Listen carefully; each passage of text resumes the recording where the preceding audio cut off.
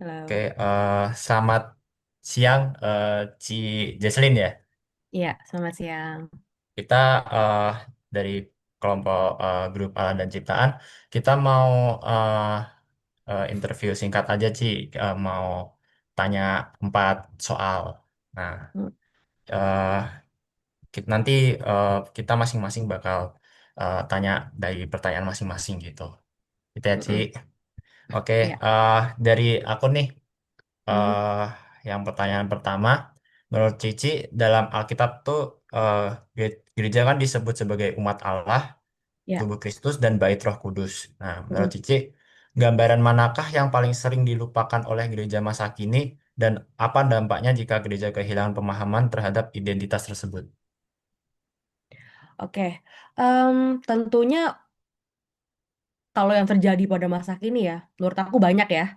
Banyak, tapi kalau boleh aku fokusin sama satu hal yang aku paling mengena ya, paling memikir sebagai pelayan di gereja, itu mungkin attitude kita terhadap statement itu sih. Seperti misalnya kita bilang kita nih umat Allah, tubuh kita bait Allah gitu ya. Em, dalam gereja modern aja attitude kita kadang nggak menunjukkan hal itu. Kalau aku misalnya kan aku Cici pelayanannya di youth ministry, mostly di umum juga, itu banyak sekali Gen Z usianya ya. Eh nggak usah ngomongin yang bawah banget deh, yang 28 tahun deh itu juga actually including Gen Z ya, apalagi yang 2000 ke atas. Itu aku merasa di gereja aja attitude to come to the church-nya sangat kurang ya. Karena kalau kita merasa kita tubuh Kristus, kita umat Allah, pasti ke gereja aja kita prepare ourselves. Contoh dengan dress up lebih baik, berpakaian lebih baik, lebih sopan. Bahkan lagi even praise and worship. Aku ngerasa eh aku boleh agak in case gak apa-apa lah ya. Oke, case by case aja ya. Aman aja, Everyone, Ci. oke aman ya. Everyone is very ignorant gitu loh. Main handphone misalnya. Eh, dan ketika kita sebagai gereja gitu coba menegur atau memberitahu, responnya tidak baik sehingga aku merasa kita pun gereja malah ketakutan gitu loh. Jangan deh, ntar dimarah lagi. Ada yang ke gereja, aduh maaf bicara ya, cewek-cewek kadang pakai bajunya tank topnya kelihatan, pusernya kelihatan, maaf ya, tali pakai dalamnya kelihatan gitu loh. Nah, ini bukan lagi soal, oh kan sekarang udah banyak gereja di mall, cak mau ke gereja habis ini. Bukan cuma soal atau oh yaudah deh ke gereja kalau gitu pakai kardigan yang tadi bawa buka lagi gitu loh. Bukan soal itu, tapi ketika kita masuk ke sebuah tempat yang kita sebut sebagai rumah Tuhan, udah nggak merasa ada apa ya, semacam mau ketemu Tuhan, hadirat Tuhan, respect pada hadirat Tuhan tuh buat aku ngelihatnya udah nyaris gak ada gitu loh. Jadi ibaratnya kita yang harus jangan begitu. Baru mereka oh ya nggak boleh. Itu pun tidak selalu diterima dengan baik ya nggak sih, karena cemberut lah, rese lah, itu yang aku rasakan sih. Sehingga ketika kita sebagai gereja memposisikan diri yuk kita menegur dan mendidik generasi sekarang, banyak yang lebih ketakutan ntar dia bete nggak mau ke gereja lagi. Sementara menurut aku bentuk dari kasih kita dan peran kita sebagai orang yang ada di gereja dan pelayanan di gereja adalah menegur dengan kasih juga kan, kita kasih tahu untuk lebih baik lagi. Tapi aku merasa untuk hal sesimpel itu aja kita kesulitan. Apalagi mau ngomongin kita apa, tubuh kita bait Allah, kita nggak boleh menodai dengan yang aneh-aneh, kita sudah hidup kudus. Aku ngerasa, aduh boro-boro aku mau mencapai level ini ya. Aku mau minta anak-anak gak main handphone aja di gereja tuh susah banget. Jadi aku ngerasa kita sebagai gereja pun kehilangan esensi itu dalam attitude ya. Itu salah satunya. Oke, berarti emang di permasalahan zaman sekarang tuh intinya di attitude-nya anak-anak yang zaman sekarang gitu ya, Ci ya? Aku ngerasa seperti itu. Oh, oke. Oke, yang Hmm. pertanyaan yang kedua di kita apa Hayden yang bakal nanyain. Oke. Oke, Ci, kita masuk ke pertanyaan kedua. Jadi kan Ya. salah satu atribut gereja itu adalah kesatuan. Nah, tapi pada kenyataannya banyak nih gereja-gereja yang memiliki pandangan yang berbeda. Nah, menurut Cici, gimana sih cara Cici melihat perbedaan tersebut dalam terang Alkitab? Apakah perbedaan itu memperkaya gereja atau malah justru itu dapat melemahkan kesaksian gereja di dunia ini? Oke. Ini salah satu perpecahannya maksudnya dengan kayak perbedaan pendapat teolog dan denominasi kan? Iya, betul sih. Oke. eh nggak bisa dipungkiri ya, kalau kita ngelihat sejarah gereja, kita pecahnya tuh kan karena banyak alasan ya. Aku nggak tahu pada pada suka sejarah gereja atau enggak. Coba kalau sekilas kita mempelajari nih, kayak kenapa Katolik sama Kristen pecah. Dulu aku penasaran banget. Tahu nggak kenapa aku nyari tahu? Karena gue suka cowok Katolik. Aku penasaran. Kenapa nggak boleh pacaran sama orang Katolik? Kan sama aja gitu kan. Baca-baca research. Tapi menarik. Karena sebenarnya ini aku cerita salah satu hal aja ya. Kayak Kristen sama Katolik pecah gitu. Itu salah satunya karena ada Raja Inggris bernama Henry ke-8 itu pengen cerai dulu. Terus gereja gereja tua gereja mula-mula pada umumnya kan tidak menerima perceraian. Akhirnya dia buat gereja sendiri, pisah tuh, bilangnya Protestan kayak semacam itu kan. Terus dulu juga Martin Luther King buat movement protes, makanya dibilangnya Protestan. Sehingga kesannya kok negatif banget ya, gereja kok protes-protes sampai pecah. Tapi sebenarnya saat itu Martin Luther King itu membuat movement Protestan karena mereka protes karena saat itu gereja Katolik pada saat itu membuat namanya surat pengampunan. Jadi kalau kamu bikin dosa nih, wah, saya bohong kemarin, Pak. Gak apa-apa, ntar gereja akan keluarin surat pengampunan dosa. Tapi lu bayar 2 juta ke gereja gitu loh. Jadi bayar. Nah, ada oknum-oknum yang seperti itu. Sekarang aku mau bilang, apakah semua orang Protestan jahat? Tidak. Apakah semua orang Katolik seperti itu? Tidak. Tapi di setiap zaman itu ada oknum-oknum yang berbuat seperti itu kan, berbuat salah, apa sih namanya, abuse of power lah, untuk ngambil uang, menyiksa rakyat gitu. Karena saat itu pengaruh gereja Katolik sangat luar biasa gitu saat itu. Akhirnya keluarlah movement-movement yang pecah. Akhirnya beda denominasi lah, beda kepercayaan. Salah satunya yang paling nyata kita rasakan Kristen sama Katolik. Kristen sepakat kita hanya menyembah Tuhan, tapi Katolik juga menyembah Bunda Maria, menyembah manusia gitu loh. Itu salah satu hal aja. Jadi kalau kamu nanya aku, lihat sejarahnya aja begitu kan, apakah worth it kita pecah cuma gara-gara ada orang mau cerai? Yang satu lagi ada orang abuse of power. Buat saya, sayang banget, gak setuju lah. Kita bisa bareng-bareng kok, gara-gara oknum-oknum ini aja. Ibaratnya ada hamba Tuhan pada masa itu yang sangat luar biasa, tapi korup. Akhirnya ada orang-orang yang benar membuat movement lainnya. Tapi dengan berjalannya waktu, apakah movement ini juga nggak pernah buat kesalahan? Aduh, kalian kalau baca sejarah gereja, pusing. Selalu ada oknum di setiap masa. Jadi sekali lagi pertanyaannya, aku ngerasa merugikan sih ya sebenarnya. Sayang jadi harus pecah-pecah seperti ini. Tapi di satu sisi, aku merasa dengan adanya pecah-pecah begini ya, kita juga bisa melihat kalau kita manusia itu tuh tetap luar biasa loh.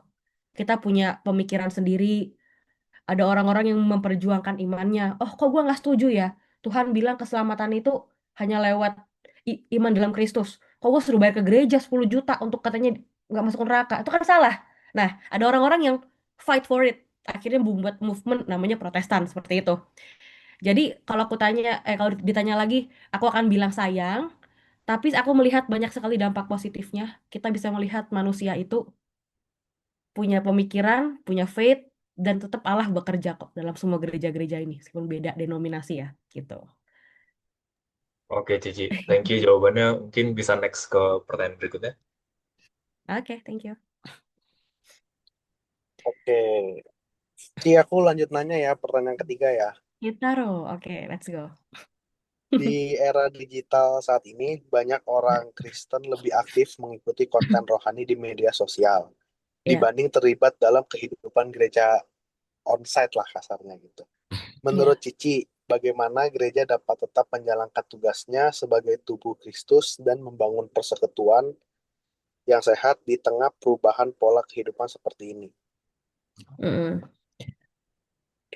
Hmm, Sebenarnya bagaimanapun juga ini kan perintah Tuhan ya, perintah Tuhan. Meskipun banyak gak sih teman-teman kita, bahkan mungkin kita kadang merasa sulit tertanam di gereja. ada yang bilang introvert lah, nggak suka ngumpul rame-rame. Atau nggak bisa dipungkiri juga banyak orang terluka ya di gereja, karena nggak semua orang di gereja memang baik ya, harus diakui.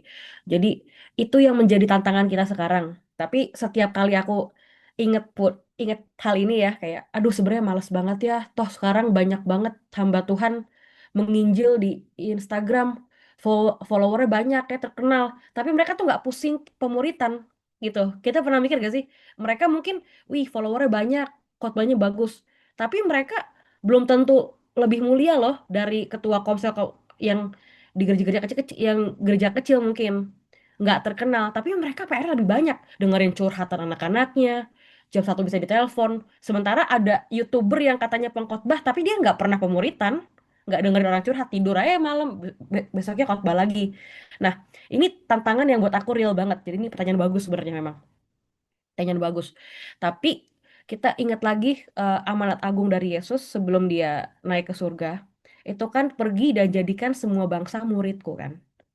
Apakah pemuritan dapat terjadi dengan kita nonton YouTube dan follow-follow para pengkhotbah influencer ini? Tentu tidak gitu. Terus bahkan Rasul Paulus di kitabnya di Galatia juga dia tulis jangan kita menjauhkan diri dari pertemuan ibadah kita.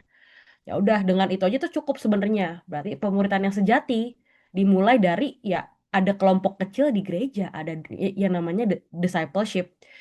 Memang tantangan kita saat ini adalah banyak influencer, banyak orang nggak mau ke gereja, jadinya pemuritan kayak ya udah di internet aja. Aku rasa kita nggak bisa menghentikan itu.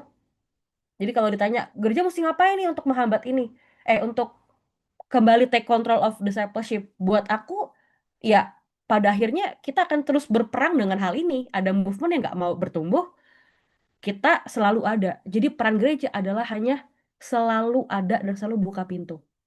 Seperti kayak perumpamaan anak yang hilang kan, ya anaknya bisa kemana-mana, kapanpun dia mau pulang, ya bapaknya tetap buka pintu di rumah itu. Jadi kalau kamu tanya tadi, aku akan jawabannya, peran gereja yang bisa kita lakukan adalah selalu menyediakan tempat pulang itu untuk mereka. Asik. Ya, Oke. jawaban yang sangat bagus sih. Thank you. Thank Lanjut, you. Hizkia. Lanjut. Oke, halo Ci. Sorry, aku ada Ah, telepon. Ntar, aku decline dulu ya. Maaf, maaf.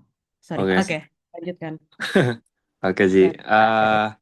Mungkin untuk pertanyaan terakhir Ci, sebagai mahasiswa Kristen yang sedang mempersiapkan diri untuk menghadapi masa depan atau dunia kerja Ci, nasihat apa sih yang bisa Cici berikan gitu buat kita sebagai mahasiswa supaya bisa tetap setia nih melayani Tuhan di tengah kesibukan-kesibukan kita yang duniawi gitu loh, Ci. Mm-mm. Bagaimana kita tetap bisa membawa Mm-mm. value Tuhan ya, meskipun Iya, kita. supaya bisa tetap setia untuk melayani Tuhan di tengah kesibukan kita di masa depan nanti, Ci. Oke. Ini untuk dalam dunia kerja ya, by the way. Iya, Ci. Oke. Em, Kalau ngomongin dalam dunia kerja ya, aku punya seorang tokoh di Alkitab yang dekat Tuhan, dekat banget sama Tuhan, tapi secara karir wise dia berhasil banget. Tokoh itu namanya Daniel. Ya, kalau kalian baca ceritanya di Alkitab, itu dia orang Israel yang dibuang di Babel, dan dia diangkat jadi orang kepercayaannya raja, bahkan sampai 3 raja ganti, dia tuh nggak ganti. Dan di situ raja-rajanya bukan penganut Kristen gitu ya, gak ada Kristen saat itu. Mereka belum kenal Tuhan.